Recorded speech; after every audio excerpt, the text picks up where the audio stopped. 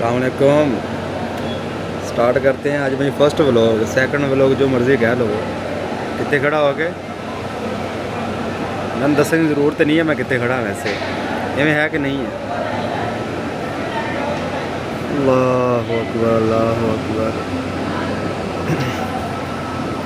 देखो माशाल्लाह हुण जिमें जिमें अज़ान का टाइम हो रहा है तो उवें ही लोग छावां ते सैड सैड लग रहे हैं आस्ता आस्ता।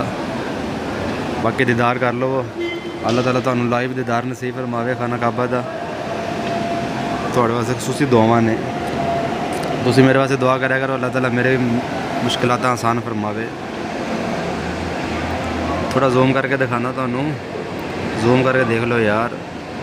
ये लो जी, दीदार कर लो, वो मंगो दुआ जो मंग सकते हो, इंशाअल्लाह कबूल करने वाला मेरा रब है।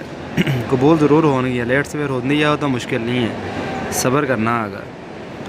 रब सोना उतों रिज़्क दे सी जिथे बंदे की सोच भी नहीं होंगी।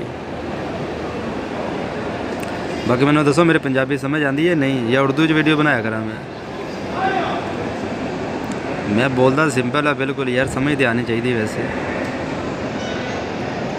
आ देखो सैड सैड तो माशाल्लाह किवें बार्डर वगैरह लगे हुए हैं।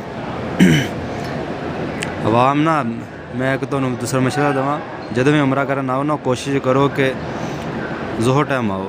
जोहर की नमाज तो बाद रश बहुत कम होंदा है, बंदा ईजीली हजर असवद का बोसा ले लेंदा है। मतलब तवाफ़ काबा जिसम करना हो ना तकरीबन जोहर की नमाज तो बाद करोगे तो बहुत बेनीफिट होएगा। बाकी अज की वीडियो इन्नी की है, बस खुश रहो आबाद रहो, अल्लाह ताला तुहानू खुश रखे। अल्लाह हाफिज़।